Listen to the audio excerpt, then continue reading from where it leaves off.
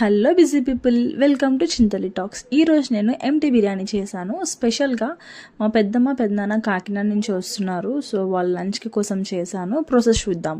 ఒక ప్యాన్ తీసుకొని ఆయిల్ వేసుకొని ఆనియన్స్ బాగా గోల్డెన్ కలర్లో ఫ్రై చేసుకోవాలి. తర్వాత మిర్చి వేసుకోవాలి అండ్ అవి కూడా వేగిన తర్వాత కొత్తిమీర పుదీనా వేసుకోవాలి.